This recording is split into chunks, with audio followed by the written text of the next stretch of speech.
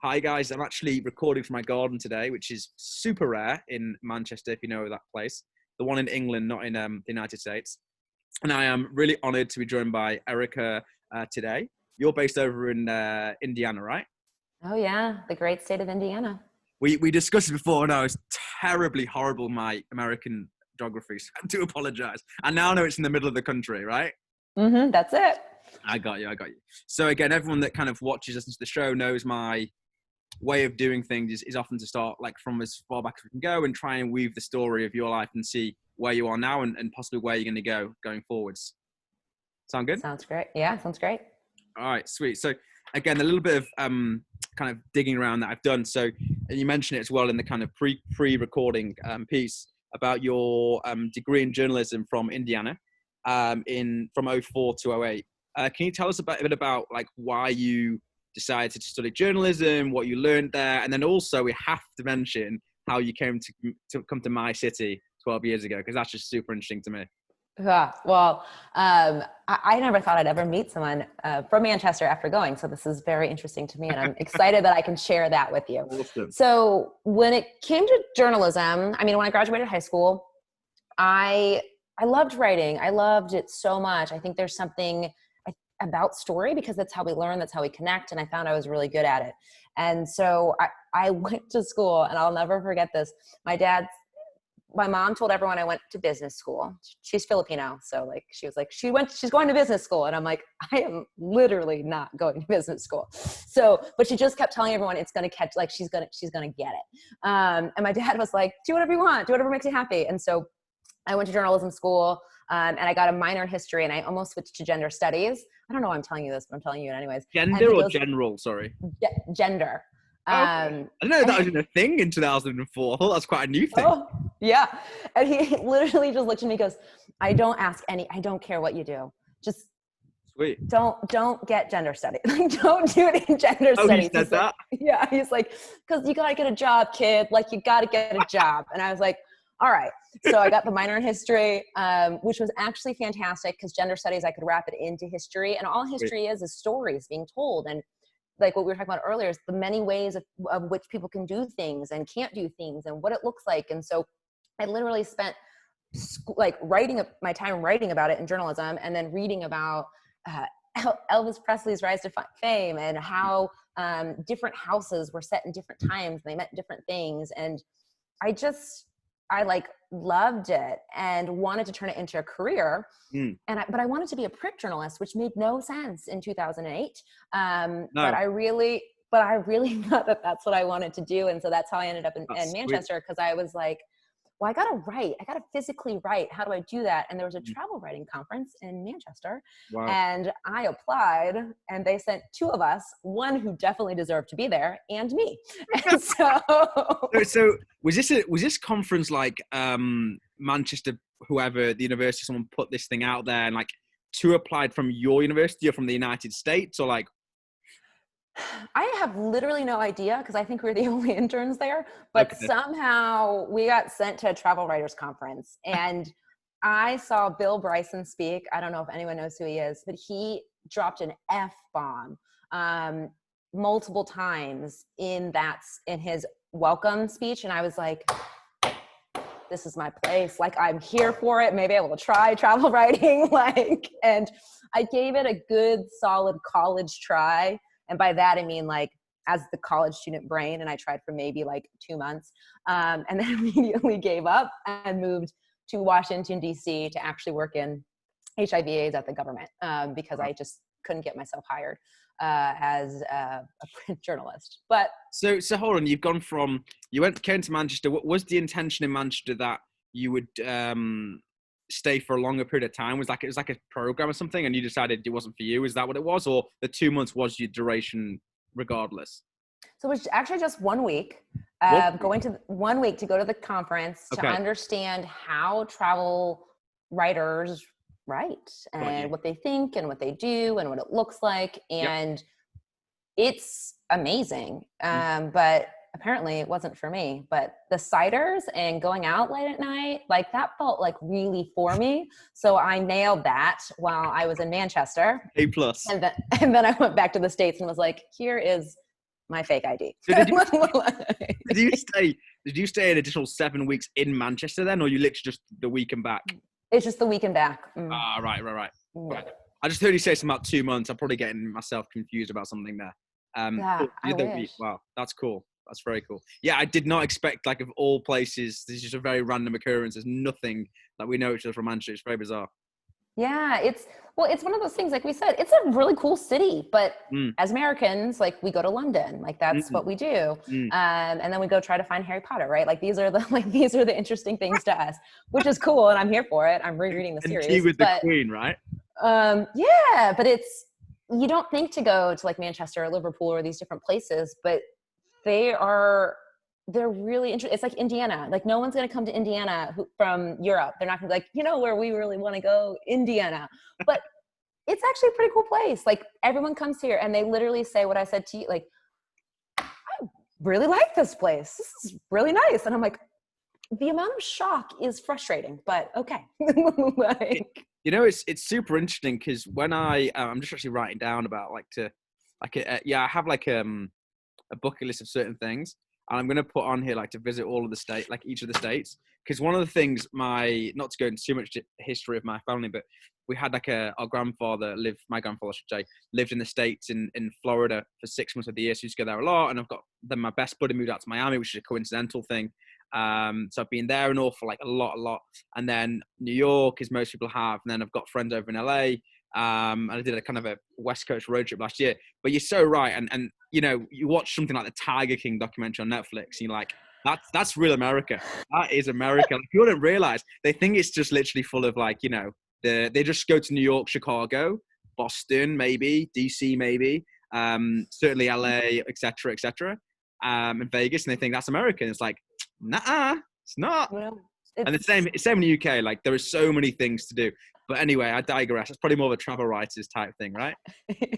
Yes, I have to tell you, the only thing, this makes me horrible, and people might hate what I say, but when you said my grandfather lived in Florida, I'm like, yeah, like every Jew that comes to like America, they live in Florida for 6 months out of the year, like because they figured it out. Like you do realize, like in Boca Raton, which is where he was based, there are more golf courses per square mile than anywhere else in the world.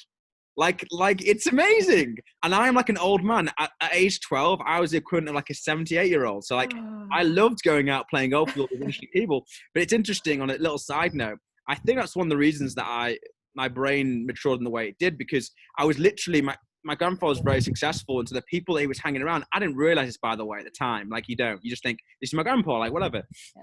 And so I was like playing golf with like the drummer of Iron Maiden, and I was playing golf with like the guy who was in the NASA space station, like crazy people. But I knew, like, so they're telling you these ridiculous stories. And I recall one thing, and I think this will segue into what you do now actually with this, or sorry, your history, is that he was a barrister or lawyer or something, attorney, something like that. And he was an attorney for 20 odd years, and he hated every minute of it. Successful financially, but hated it. And then the last 3-4 years of his quote unquote career, he moved into business, something he really enjoyed. And he was like, oh my God, how was I not doing this the last number of years? And it's something that I've taken to heart. And I think it's one of the reasons that I do what I do, is that I don't want to get to 80 and be like, oh man, those 30 years I wasted in that bloody lawyer's office or in the whatever. Nah, I'd rather earn a 10th and just love what I'm doing, Anyway, coming on to, so how the hell did you go from travel through to a role? You said HIV and AIDS, you said within the government. So what were you doing within there? Like, was it like, what were you doing? Yeah. I worked in communications. So I took my writing skills and I went and it was the recession. So it was 2008. Oh, yes. But I was naive and I was like, screw it, I can do anything. That's the best. That's the best. Yeah. And in 3 days I got a job, and in 7 days I got an apartment, and I started work. Yeah. I was like, give me a problem, I'll solve it. Go for it. I like it. I like this actually a lot. But I worked in HIV AIDS, and I actually worked, as we were talking about beforehand, like on PEPFAR, so the President's Emergency Plan for AIDS Relief. It, wherever you stand on the spectrum of right or left from like an American standpoint, this was one of the programs that everyone could get behind, which was really cool. Like we did a lot of stuff actually with the Gates Foundations and things, because it was like the most public health money ever spent in Wow. the history of like America, working on that. And I did a lot of communications and sharing out, and it was really, really cool. But it hit a point where I didn't realize, just to keep the chronological story going, I didn't realize if I liked health or if I liked communication. Okay. And so I left to a PR firm and found out rather quickly I needed health in my life. So I did the minimum year to check a box. That you don't ever have to do, but at the age of 24, you're like, oh, it's the only way. And I jumped over to Boston and I went to get my master's at Tufts Medical. And yeah, that's where health took off on a like totally wild ride of me learning and unlearning so much of what I thought I knew. That's super interesting. It's one thing I want to just circle back on, which we talked again pre the recording about. So you said you worked with the Gates Foundation back in 2008, etc. Like, what was that actually like? Because again, I think particularly with the period of time we're in now, there are a lot of people who just for some reason are ganging up on Bill Gates and think he's the anti-Christ and is this terrible human being. And I don't get it. And I think we discussed it before. I think it's just people prefer the Donald Trump. Most people prefer the Donald Trump. Simple to understand, easy bites, rather than like people prefer fast food versus like cooking a home meal. You know, like with Bill Gates, you've got to like prepare the ingredients, you've got to think about it, we said before, you've got to spend 10, 15, 20 minutes hearing what he's got to say, internalizing it, reading more about it, etc. With Donald Trump, it's literally 3 seconds. And you're like, yeah or no. Like, so, and he speaks his mind, as people like, I guess, as well. And he's that kind of really aggressive man, whereas Bill Gates is this effeminate character, so to speak. So what's going back to my question, what was your experience like with the Gates Foundation and what they've done? Yeah, what I would say from it is what I really liked and really appreciated, and it was also unique to the organization I worked at, but it was across the aisles. Like, we had Rick Warren, who is an evangelical priest or pastor, and we had like Eric Gooseby, who is a really well-known physician from San Francisco. These different groups that were always working together just to make sure that the thing that needed to get addressed was addressed. And I just always really appreciated that, because I think it takes a really thick skin to just let words happen and then you keep moving forward. Because I found that, like many people who make tons of money, they actually want to do a lot of good, and they've already proven themselves to themselves, which is the only people you're ever trying to prove things to anyways, PS. So they're unfazed. They're unfazed by all the stuff that's going around. It's super interesting. I saw a talk, I'll leave the guy's name out, but he's worth a few £100 million in the UK, and successful by every measure that one would use as a token, I suppose, in today's society. And he mentioned this, talking about philanthropy, and he said, I had, at that point, this is him talking, I had like a stool, but it had 2 prongs or 3 prongs, and it's always a bit wobbly, and there's something not there. And that's what philanthropy is like. It's that 4th or 3rd, depending on how you look at it, stool, that element of your life that you need on top, because you had the family, you had the money, he had the success and everything, but yet without that philanthropy free arm, because a lot of people realize when they get to a certain level of success, like I talk about this all the time, and I'm not by any stretch there at this point, but like there's certain people and charities and various bodies that have helped me throughout my different paths. It's a whole different story for another day, that I want to get back to, and that's one of the main drivers now for me to succeed. And I was chatting to a fellow the other day who he's, again, hugely successful in his own right. In fact, he was the guy behind, you might be an apartment, or you've been in apartments or office building, you put your little key fob against he invented that. Okay. Yeah, crazy, Sure. Absolutely crazy. And he said to me something, he's like, I can't remember what he said. He said something like, are you a doer or an enabler? And at the time, I didn't really know what he was saying. And now I've realized, like, for me personally, I'm far more of an enabler. Like, I want to be successful in my own right, but I want to enable others to do good. And that's part and parcel of what this is all about, this kind of YouTube show, etc. Anyway, I'm being a bit indulgent here. Anyway, moving back on to you. So you've gone you've gone to Mass in Health Communications, makes total sense. Mm-hmm. What did you learn there that you hadn't learned in journalism, how the two things interlinked. Clearly there's a piece about writing and taking in the facts and those sorts of things, but what did you learn? So I learned the beginning of what I now know health to be. So up until that point, I thought about health really allopathically. So really medically lined, like working in HIV, right? You take this cocktail of drugs and you're able to come back to life.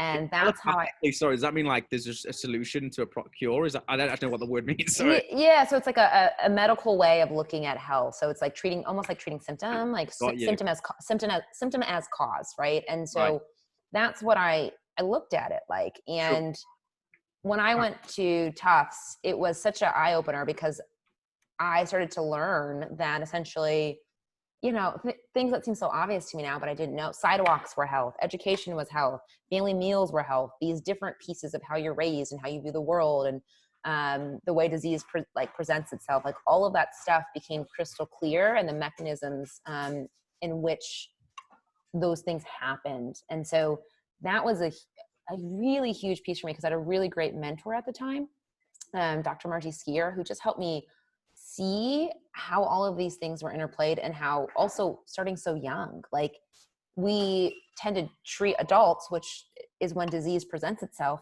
but it started all the way back when. Mm-hmm. And so if we could really do public health, we could use communication, because that's the thing too, is like we always say like, I'm just going to do it. No, you're not. Like maybe, but very few people can just do it. I hate when people say it. I'm like, well, how are you going to change that behavior? I'm just going to do it. But doing it didn't work like for the past 10 years. So why now that you're 40, will it be different? Yes. And it was the idea that like, which we all know, right? But that the way you speak to yourself, also the way one speaks to you can help shift your beliefs and behaviors. And so really, I thought it was great that a medical program looked at the value of communication and how it moves people to do things. Because when you look at health, like most people don't take their pills for prolonged periods of time. Like it's like 70% attrition rate over like a year or so. Like people are just not, or like, I think I read this, I don't know the exact stat, but I think that this is within vein, is when someone has a heart attack and they're told they could die, and they don't change their behavior, only 14% of people change their behavior long-term and live. Like and a lot of it isn't because people don't want to be healthy. Everyone wants to feel better. Everyone wants to be healthier, but it's that they don't know, one, how to do it in a way that feels good, but two, they don't believe that it's possible. And so it's like communication can fix both. And that was like one of the biggest takeaways. Those were the biggest takeaways for me at Tufts. And it was so just awesome to see an institution of that sort looking to make sure that information gets out there. That's super powerful, that message you said there. And I'm wondering, is the school you studied at is it Tufts? Sorry, TUF. Is that like why did you choose that particular school? Like, is it renowned for certain things, or just pot luck, or any reason? So a terrible ex-boyfriend, his aunt, who was amazing, suggested it, and I took a look at it, and it was one of the few programs, like when I had a chip on my shoulder, like back in the day, and it was a medical school. Like it was like an MS, one of the few where you could get an MS versus an MA. Got you. For whatever reason, that was like so important to me. Oh, not for whatever reason. That's because, that's because the way the world's been shaped. Yeah, so that's true. Yeah. It's not your fault. I mean, I was watching, I think it's, his name escapes me. I think it's the Ken Robinson. Someone will correct me, but it's the guy who did the TED Talk. That's one of those famous ones of all time, called "Do Schools Kill Creativity?" And he talks about this, like the fact that this was 2006. And he said in 30 years from then, so 2036. I don't know why I have to explain that. Obviously, that's when it's going to be. But he said there's more graduates in that period of time than all of human history beforehand. And he's talking about schools and the fact that the reason schools started when they started was during the industrialization period. So people were taught to get the best jobs and, numeracy, literacy skills, etc. Creativity wasn't valued because that isn't what would get you a job. And so that's the big problem. And also now why people go, you put one of these which says, I need these marks as my name because it gives credibility. Well, that's what people just think. And there's nothing wrong with it. But I think, again, we're just ingrained in culture to pass exams, tick boxes. And then, then you'll get a job or then you'll do whatever. And as you know, and I know, like as time's going on, the people that get in the jobs are those that can think originally, creativity and all those things. Because like everyone's got a degree now. So what's the next marker? And it has to come down to you as an individual. Yeah. And that's so true. And that's the thing is like, I remember I applied to 7 schools and thought I would not get into single one of them. And I got into all of them, which is, I was like, wow, that's like a lot of thousands of dollars that didn't need to be spent because I only really wanted to go to 2 of them. You have to pay money to apply. Oh, you got to take a test. You got to pay money to apply. But yes, it's a lot. But it was fine. And I got into Tufts and then I got scholarship money, which was the other reason why, because the other school I wanted to go to was Columbia. Yeah. And it's not cheap to go to a school in New York City, or Boston. And so, and to live in the city at the same time. Yeah. So yeah, that's how I ended up at that school. Is like, I really wanted an MS.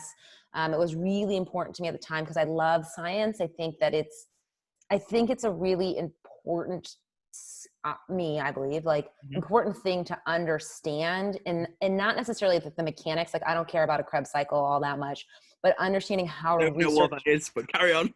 Yeah, but understanding how research is done and conducted, like we're talking about, is so much money goes into research that you don't know about, and not being able to look at a report and say, and I didn't know this at the time, objectively, and like who's behind it, like what have they omitted from it. Like there's a crazy thing I was telling you about before this, the book by Dr. Michael Greger, How Not to Die, and it's very controversial, and some of it I adhere to, some of it I like, some of it whatever. But one of the things he talks about, which we don't think about, is how many studies, there was a study done on this is the irony, there's a study done on how many studies aren't actually published.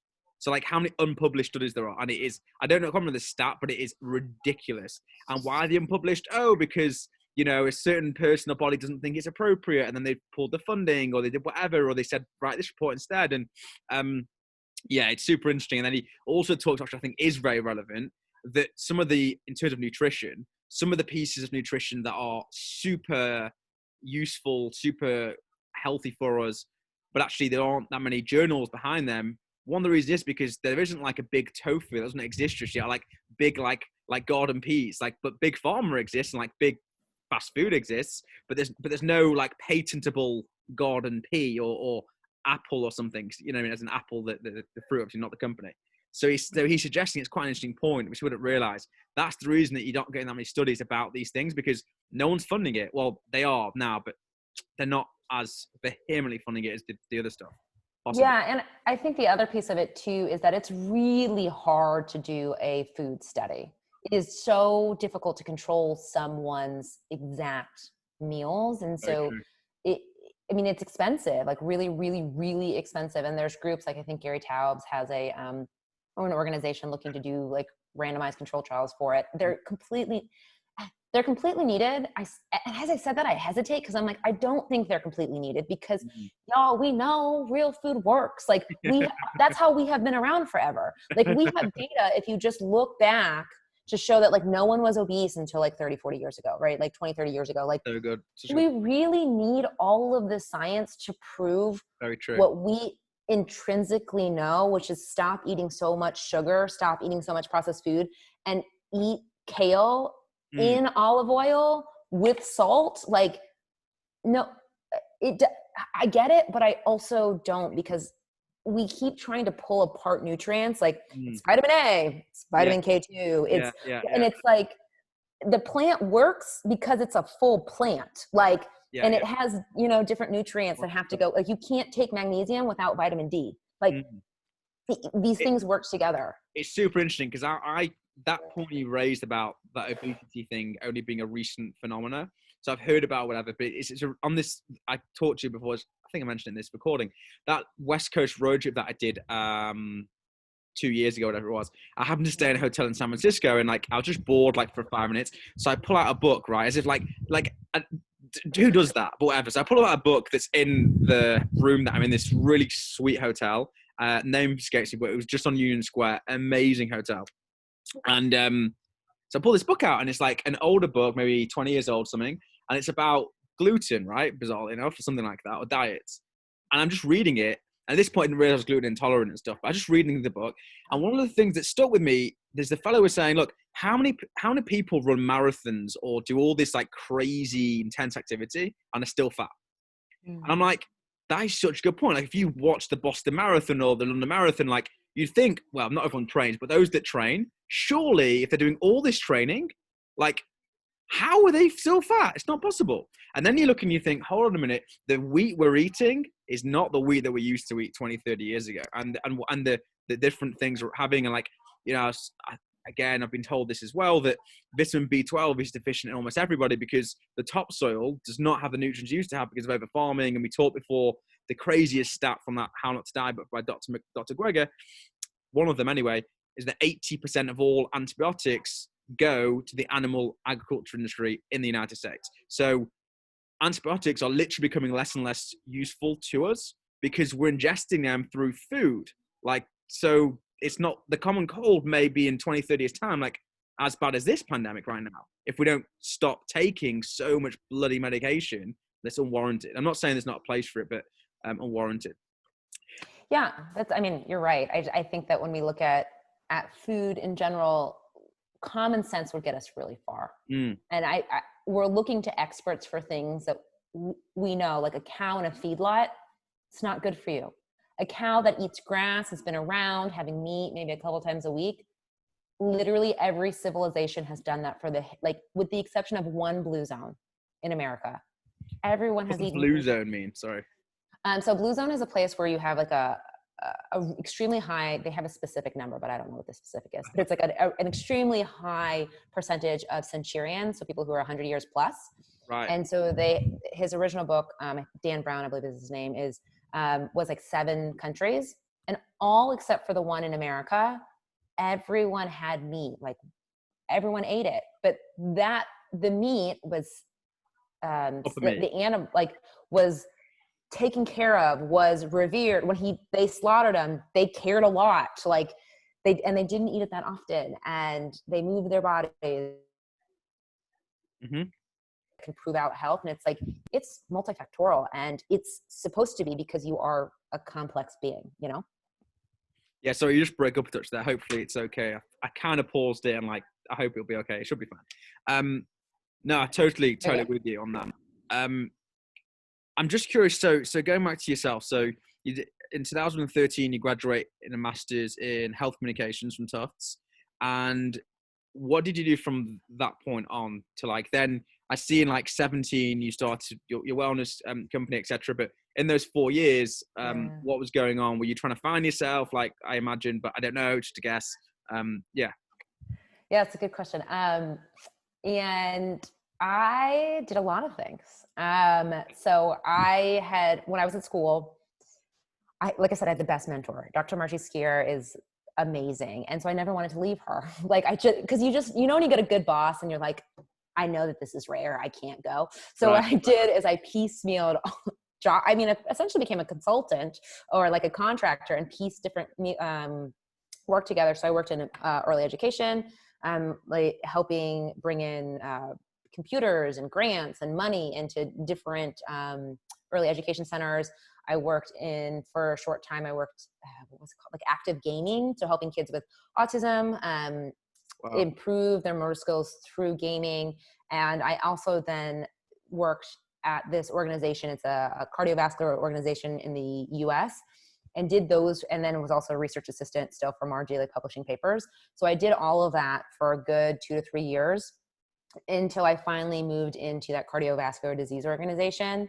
And I was telling this to someone earlier today where I was like, I won't say it because I'm not going to say the nicest things, is I thought I made it. I was like, this is it. I have arrived. This is public health. I'm doing it. Yeah. But I didn't look the way I wanted to. And like real talk, I started to drink a lot. And alcohol, like so much wine, like just so much. And why do you think that was? I know why. Oh, you do? Okay. Because you know when something's off, but you don't know why, and you're like, I don't want to look. I don't want to look. Sure. Like I don't want to look what is, because then I have to change everything. Yeah. I would be going to these meetings and I'd be like, that doesn't make sense. But you know what? I got a degree in it, and technically the science adds up, and like they would never try to do that. No way. Yes way. Like I sat in meetings with pharmaceutical companies and nonprofits in this cardiovascular space, and these really off conversations and training programs and these different things. And can you give an example of what they were saying, what they should have been saying, quote unquote? So I was working on a cholesterol program in a city, and we were trying to get them to reduce their cholesterol naturally, right? And so we're going in, we're doing different readings, different tests, and trying to figure out how can we bring this program to the masses and pilot in the city. And as it kept going on and going on, they're like, this isn't working. And the reality is that most people need to be on statins. So we need to be really making sure people know that statins are available. So it becomes a statin pushing program, right? And like it comes out, some of the funders potentially have a drug coming out that you have, a prerequisite is a statin, and like, yeah. And this was a marketing campaign? No, stop it. But it wasn't guised as that. Like it, you know, when you were doing it, you really felt, or I did, that I was doing the right thing, except that there was something inside of me that's like, they're not paying attention. They're not listening. And I thought it was an age thing, right? Like I'm young, and maybe it's just I'm not articulate, and I would get really mad. To be fair to them, I would get like livid. Did you actually like voice these things in meetings, or you just kept it like a little? No, I voiced them, but not to like the board. I would voice it to like my boss. And what was the response? Were you just told like, listen, like you know what you're talking about type thing and X, Y, Z, or yeah, we know it's true, but like we can't. What was the general feedback? It was more like, we'll look into it. Like, we'll look into it. I hate that we'll look into it. So such BS, corporate BS, guys. Yeah. And it was really, for me, it was really hard because I really do want to do the right thing. Like I am a rule follower. I am all of those things. And well, I was, and I was conditioned to be, and did it well for a really long time. And then I finally like couldn't take it anymore and left. And that's when I left the East Coast to come to Indiana, and I joined a corporate wellness program or wellness company. And I thought, again, this is it. I found it. And it was like, okay. No. I just want to, because it's really interesting. What was the point that you said on the East Coast with this cardiovascular, is it association, would you call it? Was it an association? Yeah, an association. Yeah. Let's go with that. At what point was the straw that brought the camel's back? Because you knew something wasn't right. You were drinking, you were doing whatever. Like why? Because a lot of people, and I know this myself, again, we talked about, did we talk at pre-court in the court? I don't know.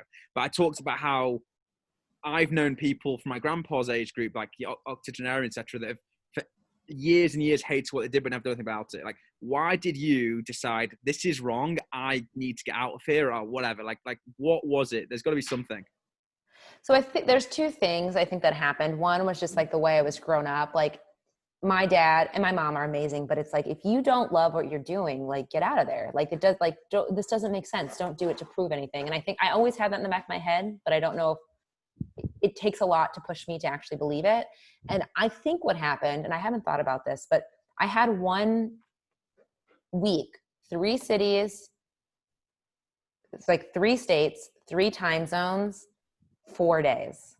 And that 4th meeting was with a pharmaceutical company. And I was like, no, like I was tired, and I was like hearing them, and I'm like, this is dirty and wrong. Like, and I just everything started to disintegrate. Like Did you voiced it in that meeting, or you just were internally going, this is like, I need to get out of this right now. Like, because everything's been stripped back, right? When you're like, you're so tired and whatever else, you maybe sometimes see it for what it is, and you've not got all that kind of energy to put up with it, really. I guess you've not got that defense mechanism. You're just like, nah.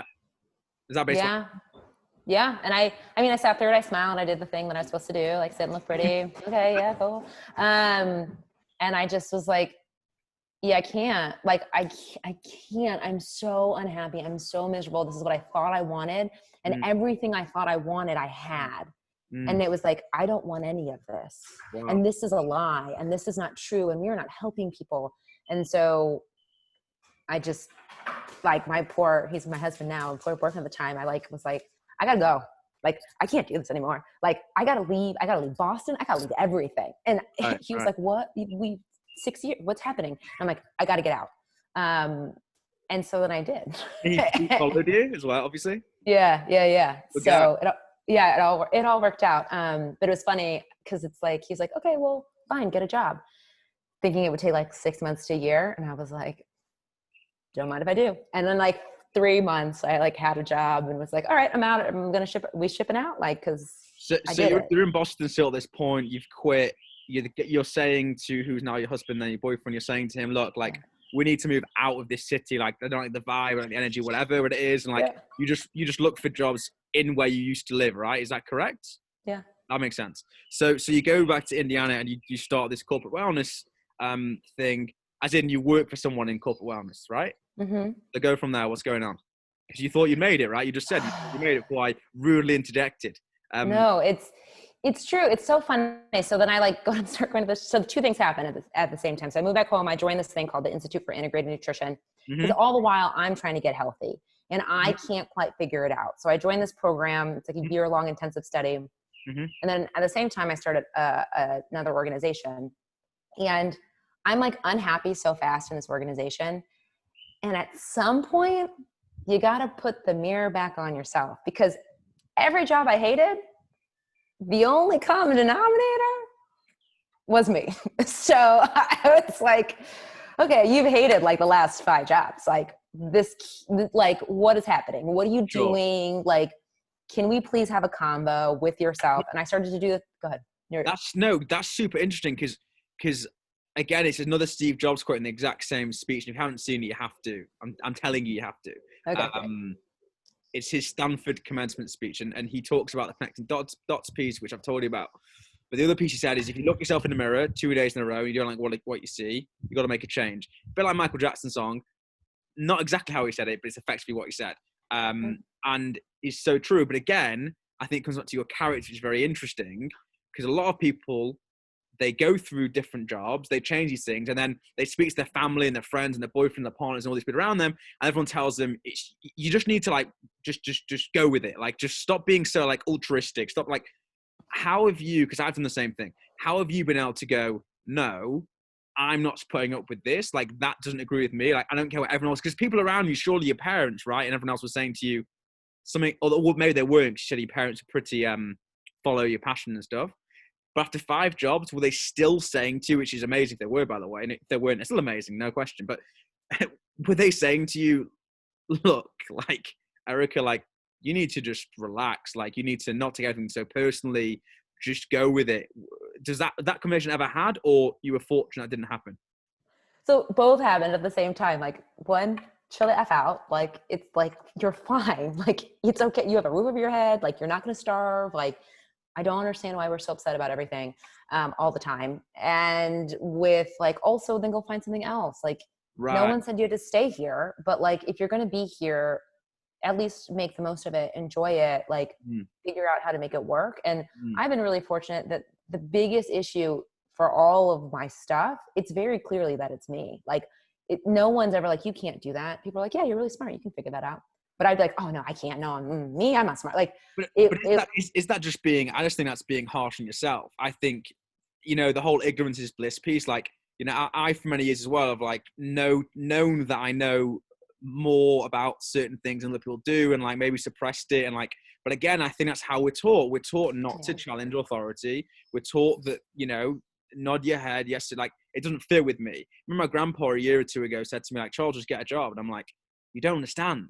Like, I'm an entrepreneur. I don't just get a job. And I did for a time just to get paid. And guess what? I got fired from that one as well. Not for my own fault, just because they end up saying you just don't fit in here. And I'm like, I'm the best salesperson here. But you don't like the fact that you asked me about your organization. I just told you like what it's about. I'm not going to sugarcoat it, sort of thing. And yeah, a certain time, there's nothing wrong with you. And I think that's, again, the problem with this world is that it's deemed that you're the issue.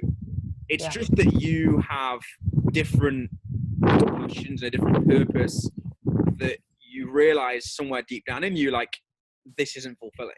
And I say that to anyone, like, you can't I don't believe anyway, it doesn't work. I was chatting to a friend this morning about this and he had a different view, but you have to have passion and purpose in equal measure. And then you have to add into that equation perseverance. If you can get those 3 things lined up, that's progress. That's my equation. That's what it is, right? And those 3 P's equal more than the, 1 + 1 + 1. It's more than that. Of course it is. It's an accumulation. So I think that's really what it is. And it's unfortunate. And I know you've phrased it that way, but I think that's unfortunate how most people think about it. Like, I'm the black sheep. I'm the one with X, Y, Z. Like, no, like that's amazing that you're not just rank and file. Like, you're not just going, I'm just going to take things how they are. People that do that, I respect that if that's who they are. But truthfully speaking, they're normally, and again, it's just me saying as it is. I'll just tell you how it is. They're the people that normally come home, eat the crappy food. We'll come on to that in a second. Then watch 6-7 hours of Netflix, all the rest of it. And like, they're watching these Hollywood films, right? And watching these documentaries. And they're going, oh, that doesn't actually exist. That happens doesn't actually exist. That lifestyle doesn't actually exist. It's like, it does. It really does. Because, those Hollywood people, they based it on something. It wasn't just a fairy tale. Different if you're watching Star Trek, and that probably will happen as well, let's be honest, in 50 years' time. But like, if you're watching, I said, the Hollywood blockbuster and the romance, like, those things happen. Like, if you're in a shitty, if you're in a shitty relationship, a toxic relationship, get the hell out of it. Like, you need to do it. Like, the relationship you're seeing on screen, it's not exactly always like that, but those things exist, and you've seen it. I'm sure you have. You're married to a guy. I've seen it in other people, not myself just yet. That, unfortunately, but that is what it is. But like, you have to strive for that. Like, you have to strive for something in your work, in your life, and whatever. Like, as I say, call me altruistic, whatever you want to call me, but like, I'm the eternal optimist. Like, even this situation right now, like my company, I could well say, like, it's just not the right timing. I'll wait 3, 6, 8 months, 9 months. Or I could go, how can I help people right now? How can I help restaurateurs out of this? Like, all these kind of things. And as soon as you turn that dynamic and you have the right mindset on, like, people are like, yeah, it makes sense why you're launching now. Whereas originally they were like, why would you launch a restaurant-based app now? I'm like, I'll tell you why. And then they're like, oh, yeah, that makes so much sense. And as I say, you're so right, turning the mirror around. But again, people are so super critical. And I think, again, I'm not assessing you, but I think you're really super critical on yourself. That's probably one of your character traits, right? And it's probably driven you forwards 100%. I can see that. But it's also painful. It's also painful. And, something that someone said to me, I think this might resonate with you. I saw, the Shark Tank. Oh, yeah. Right. Okay. So the equivalent in the UK is called Dragon's Den. It's a real terrible version of it, but whatever. One of the guys on there, they couldn't have Mark Cuban. It's called Tej Lavani. And he posted something yesterday, which I thought was brilliant. And he posted 4 or 5 images of logos of companies like Apple, Google, a few others, whatever they were. And they're horrible logos. And the point that he was making was like, stop comparing your company to one that's been existing for 20 years. Like, and that's the problem. Again, I've sent my app out, again, being a bit self-indulgent here, to loads of people.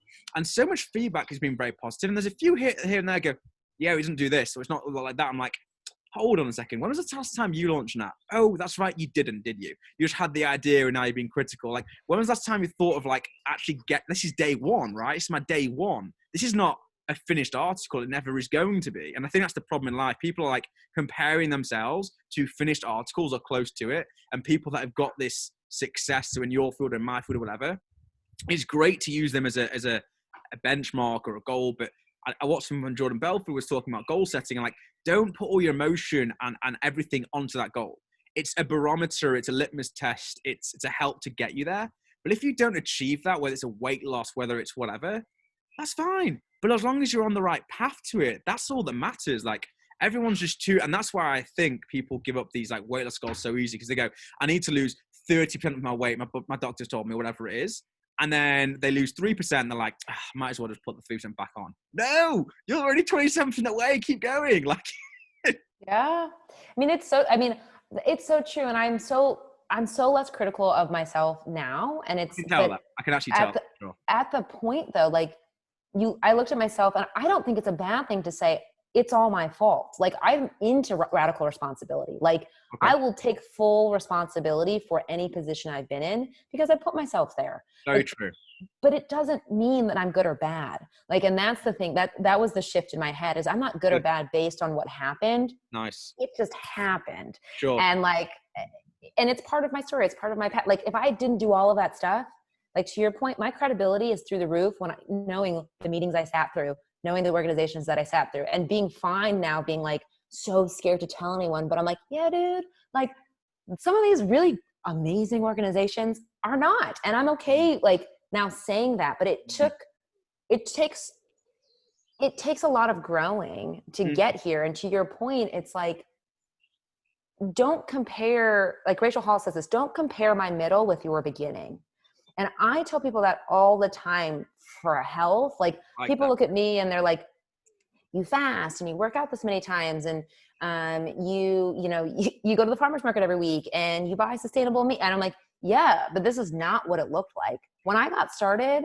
Like for real, the 72nd time for like that actually worked. It was like, oh, small changes. When I realized, to your point about like losing, here, right, 3 pounds, it's like, it's great. Like that's huge, because pounds are different than fat. Like here, like we have like size 2, 4, 6, right? Or 27, 28. And people will lose pant size, but not lose pounds and freak out. And I'm like, first off, all of this is made up. Like sizes, weight, calories. Someone made that stuff The up. construct. Yeah, it's like a weekday. Like I always last to me, people say, "Oh, it's the weekend. What are you doing differently?" I'm like, it's the same to me. It literally, I'm my own boss. So if I want to choose, and then those same people, if I work on a weekend and I take a Tuesday to play golf, you're playing golf on a Tuesday?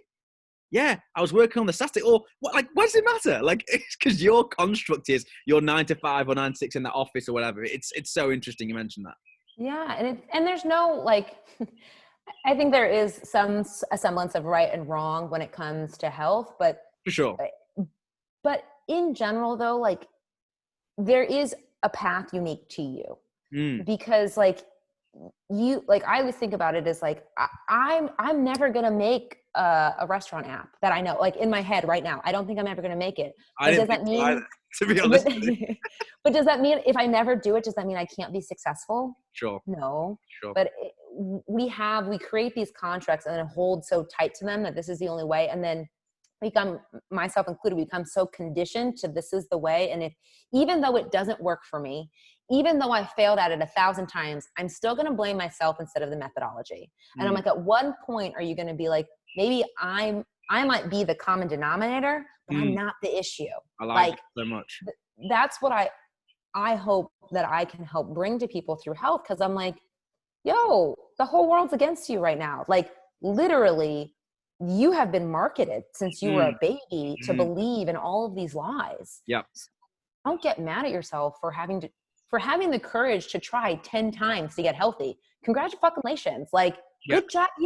You got up, like, because most people start once and then stop.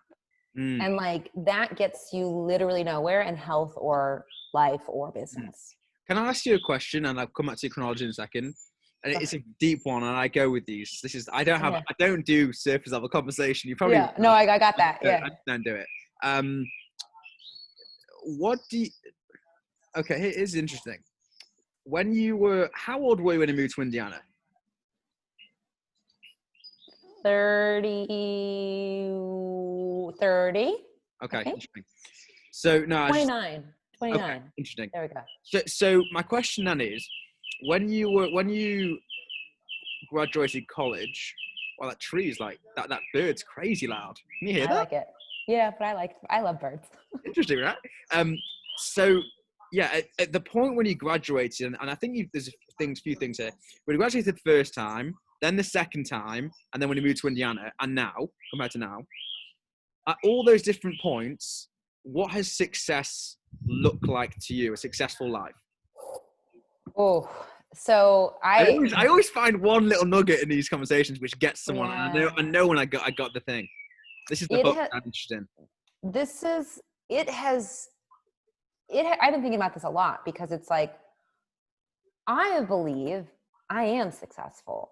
Sweet. But the things that I believed in college and first and second graduation I don't look the way that I thought. So I'm constantly still battling like, what is success? Because for me, I think it's successful when you, like, freedom is my definition of success. I can do whatever the fuck I want. Sorry, you open the yeah. It's my fault.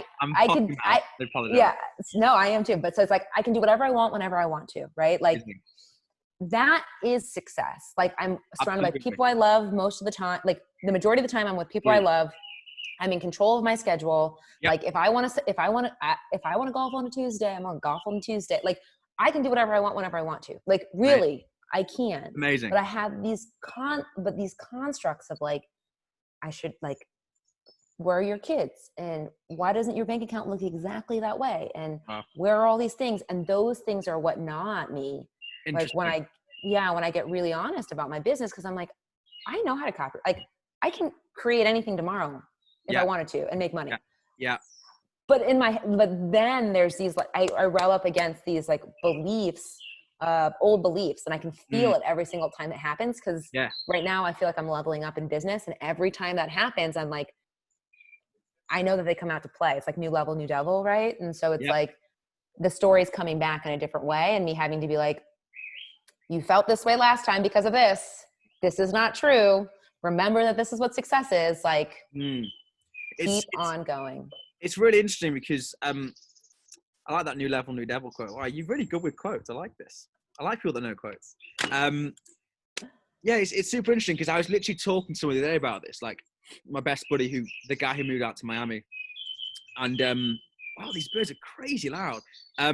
So what I was saying was that for the first time in my life, genuinely first time in my life, I'm openly thinking it and will say it, that I'm successful, right? In my opinion. And I have many, many reasons for that. But actually, am I the financial success that I want to be? Have I got all those things? No. But going back to your definition, can I, within reason, do what I want, when, how I want, with who I want? Yeah, pretty much. Like, there's still a long way for me to go and certain things I want to do. But like, if I can keep hold of the freedom, so true. That's so valuable. And I think given the time we're in now, some people are, in the UK particularly, are furloughed, right? But they're being paid.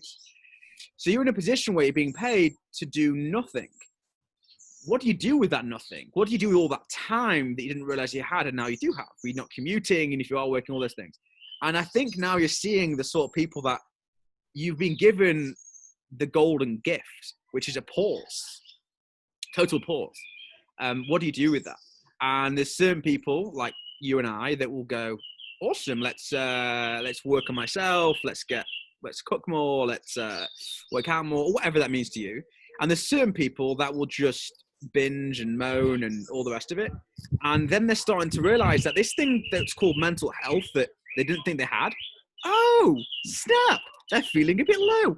Oh, they're starting to think a bit suicidal because what's the point and everything and all the rest of it. And it's like, hold on a minute. Like, I've always said this, and it's my new thing really, is that mental health and physical health are the same thing. So someone would never say to you, I don't have physical health. It's just not me. Oh, so if I kick you really hard somewhere, you're not going to feel it and you're not going to hurt and it's not going to have a whatever. Of course it is. Same way mental health. Like, people should have this perception mental health only when it's a negative thing. It's only when it's got a label of whatever that might mean. Everyone's got it the whole time. If you hit it in a certain spot, if you would remove, as I said to you before, passion, purpose, and perseverance, if you remove one of those things, and all three in a lot of instances, and what's happening right now is your job, you don't got that purpose, you know what your passion is, all of a sudden you're left bare, and that's when the negative thoughts creep in, because that's what happens. You lie on a beach too long. I don't know about you, but that's happens to me. Other people might love doing that sort of stuff, but at some point, it's called a vacation for a reason.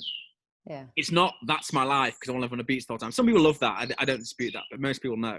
And they realize then it's like now people are like longing for their office who hated their jobs. But they're longing for that purpose and passion. And when they get back to their desk, they're going to go, well, not everyone, but a lot of them are going to go, oh, actually, when's the weekend? You know, it's super interesting. As I say, who's going to come out of this in a positive, productive, optimistic frame of mind? Who's going to come out of this that this is the worst thing ever? And I think there's those two broad camps, and people generally fit into them. And I'm on a kind of personal mission to try and get as many as I can converted to this way. So let's go back to you, because you joined this corporate honest company. And so what happens there? You're literally going into large organizations and trying to help get their employees healthier, more productive, yada, yada, yada. And I'm guessing that they weren't doing it in a way that was very good. Is that fair? Correct. Yeah. Yeah. So what were they just advising nutrition badly? Were they saying like just things you've got to work longer hours or whatever? Was it just those sort of things, or what was it that like didn't? Yeah, the model was brilliant. Like the way that they set up the model was brilliant, but it became the health advice was not so great. At the end of it, it was like the you get these biometric markers here. So it's like your A1C, so you're for like diabetes, hypertension, and cholesterol, and BMI, so your body mass index. Yep. You would get these, and we would improve all of them except for their weight, and everyone kept getting fatter every single year. And I like loads of cases. This is loads of cases. Like I had the biggest clients. So like by far, like how many, what are we talking about? Like numbers, 10,000 people, 100 people, like you noticed. I'm just curious to see what the group was. Yes. There's a ball. Tens of thousands of people. Right, so a lot of people. A lot of people. Yeah. Like I had the city as my employee. Like I was the accountant for the city. Like, yeah. And so that was just one of my accounts. And so okay, makes sense. Everyone would get bigger. And when I would say something about it, they'd be like, it's fine. And in my head, I'm like, this isn't making sense. If people are getting healthier, they should be dropping weight. To your point. Why were they gaining weight? Is it nutrition? Was how are they becoming, how was every indicator going in the right direction, but the way it was going, that doesn't make any sense to me. Am I like wrong, or what's going on? Well, and no one wanted to really know. I mean, I think like that was at the root of the issue for me, is no one really wanted to know. And then as I was learning at the same time through the Institute for Integrative Nutrition, is the things that we promoted for them to get healthier weren't right. Like chicken and broccoli and 1,500 calories isn't going to get you healthy. Like it's going to help you starve and drop weight that way to then rebound and also hate everything that you eat and think that like food is terrible, which then puts you in this vicious cycle of yo-yo diet. That will happen, but it won't get you healthy. And so the mechanisms just weren't set up and the knowledge wasn't there. And, at some point you just realize that for me, like I couldn't lie anymore. I knew the truth. I was unwilling to go in and fix it in another way. And the reality is they didn't want me to fix it. Like straight up, their goal was to sell it. That's fine. That's cool. So like they were indifferent to me. So this is horrible. I don't recommend anyone do this. So I just started office spacing it. I don't know if you've ever seen the movie, but I would just show up at 10, I'd leave at 3. I would do whatever I felt. Office spacing? It's a movie here. It's like a cult classic in America. Okay. And I would just do whatever I wanted. Like I literally went on TV for my own company in the middle of my workday. Like I did not that is not my personality. Like but I just, at that point I didn't care. I was like, you did so many roles and you were like, the world is so corrupt. Like I don't care anymore. Like I'm doing my own thing. Is that kind of what happened? Kind of. And I was like, I just want the truth out. Like I'm a martyr in the fact that like, I have to know when things don't work. And so I went all the way down the rabbit hole, realized this didn't work. And then that's essentially how I got on my own, is I just couldn't do it anymore. Yeah. Because you can only watch people fail for so long. And then once you learn the solution, it's like, for me, it felt like my duty to share because I was everyone else. I was the person for us with the food pyramid and the food plate. Like I followed that. I pushed it. I was low cal. I was low fat. I did everything you did.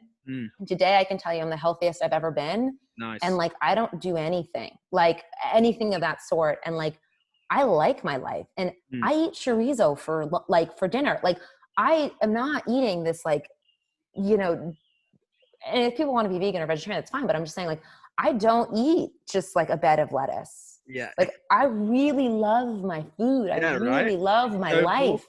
I saw something the other day that I think really fits into this. And it was actually a fellow on Joe Rogan's podcast. And he was talking about how he's a black belt jiu-jitsu guy. And he trains people and he's very famous, etc. And he's talking about with the gym, right? And it's actually really interesting. We're taught, again, similar with diets, with the gym, that you go full pelt at the gym. If you don't feel sore the next day, you're not going hard enough. Go harder. And he's like, that is so stupid. He said the actual real way of doing the gym is you shouldn't feel any soreness the next day. And I'm like, what? Because again, similar with nutrition, like this is not what I've learned, I've been told or whatever. And he's like, think about it. If you go to the gym 5, 6, 7 days a week and you're cool to go there and continue, and the other person's going 3 times a week, but they're maxing it and they're so tired they can't do the next day, who's doing more gym sessions and more hours in the gym at the end of the year? And I did the maths. It works out like another 100 more sessions for the one doing the consistency piece over the intensity piece. There's a time and a place for intensity, there's no question. But I think this is what's happening across the world right now, is that like there's this, it's all about, with diet, it's got to be strict changes. You got to change everything. You got to go vegan. You got to, like, I have gone plant-based personally for my own reasons, and I've dropped 10% of body weight. I've not craving anything, and it's working for me. It's cool. I'm not saying that's for everyone. I think, you know, I was chatting to a nutrigenetics expert the other day, and he was saying, like, look at Eskimos, like all they eat is meat. They don't even get any vegetables, and yet it works for them. It depends on your nutrigenetics as to what you're supposed to eat. This whole blanket uniformity that like everyone's got to eat the certain way, exercise the same way, etc. What this fellow was saying is basically find exercise, or in your instance, food that you fundamentally love, and then you'll be consistent with it. As you're right. Like if it's, I was taught again as you, like have protein and have vegetables. And at some point you get really bored of that. And like food becomes boring. Food's like an amazing thing. There's a reason that our brains are such geared in such a way that we love food, love sex, love all these things, because those are things that help us to stay alive and procreate. Right? It makes sense. Like no one enjoyed having sex, no one would have sex. It's just how it works. Similar with food, right? Yeah. And I like what you said. I think it's true. There's different diets for everyone. That's why keto works and veganism and plant-based. There's no right, there's really not like one diet for anyone. And there's not one diet for any, for your whole life. Like we go through different seasons, like particularly women, like every 28 days, well, depending on your cycle, but like 28 to like 40 days, like you're going under shifts, and our hormones, like we go through menopause and we go through puberty and we, all of these things. So you need different energy at different time because your body requires different things as you do different things. And we try so hard to put like one box and say, this is what we have to do. And that, I just want people to free themselves and give themselves the permission to be a vegan until it doesn't work anymore. And then eat meat until it doesn't work anymore. And then, you know, eat raw until it doesn't like work anymore. Just allow, because your body loves and craves variety. So it's just really important that people understand that there's so many ways to do it. Like you said, with the Eskimo and yourself, and like talking about blue zones earlier, like there's a fact, like the people in Costa Rica versus Okinawa versus Loma Linda, California, you can tell you those 3 groups, they ain't eating the same, but they're producing the same results. And that should tell us biologically, like through an evolutionary lens, that there's multiple ways to cut it. It's just a matter of what works best for you and your willingness to actually listen to your body and like listen to yourself, like what you want to do, you know? I think that, you know, that's also what I've got taken as a thread throughout your life as well, is that like you figured out that like listening to yourself, and like at certain times of your life, you know, certain times of your life, you've got like certain ways that work for you, and other times you just switch lanes, and like, there's nothing wrong with that. You know, there's a famous phrase saying it's like, to get to the next level, you got to forget everything that went before. And like, I don't necessarily agree with that exactly, but I think you maybe operate in different ways and in different manners. I just want to come back to, just to give you an opportunity to talk about what you're doing right now. And I think it's a nice way to wrap it up as well, actually. So tell us about the B program, is it? Did I get that right? The B method. Yeah, the B method. Well, just first I want to say that I really, I love what you just said. And I think it's really important that people understand that piece, because there's no, like we've talked about multiple times throughout this podcast, on or off, I can't remember, but there's no one way to do this whole thing. So I just hope that really hit home. And for the B method, for me, what I just like, it's everything I've ever taught clients and myself how to get healthy. Like it is, and it looks different. It's not like a 12-week plan, because health is your whole life. So it's really helping people understand soups to nuts, like what do you have to change from food to stress management to movement to like community to purpose, like everything that I've ever seen work in there. And it allows you the opportunity to create it for your life, because we so desperately as humans, we want these like hard and strict rules, but it's like we said multiple times throughout this conversation, is like, There isn't, like, so you've got to figure out the rules for you. And yeah, it teaches people how to do that. I help coach them along the way. And it's actually I'm surprised at how much fun I have with it. Cause I didn't know it would be so much fun. You kind of like put those things out there thinking maybe, and then I got into it and I was like, yeah, for sure. 100%. I'm in. How different is life when you're actually enjoying what you do?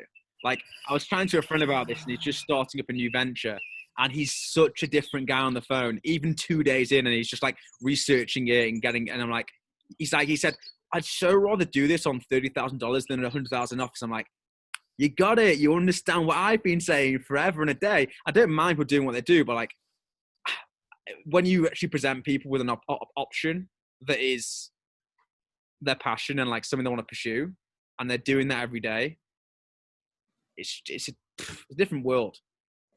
You just have a different lens. Like, you have a different energy. Like, I think that we were all here to do something. And so when you're doing something that you're supposed to do, and it may be running a business, it may be something else, but it's like, sure. Like when you're plugged into it, like, you are happier. And hey, guys, you're supposed to be happy. Like, you're not supposed to be miserable. You're not, you know what I mean? And it's like, but you didn't know, like, maybe you did. I didn't know that for the longest time. I thought you grind it out. These are the things you do. And true.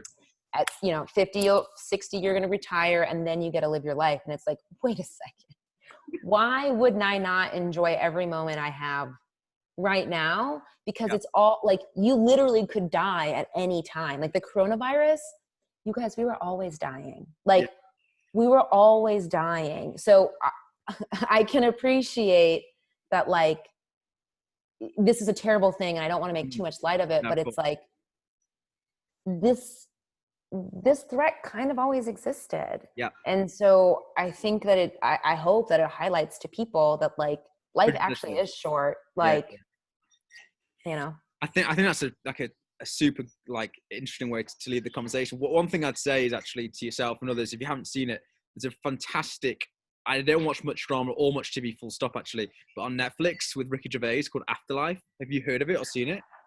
Yeah.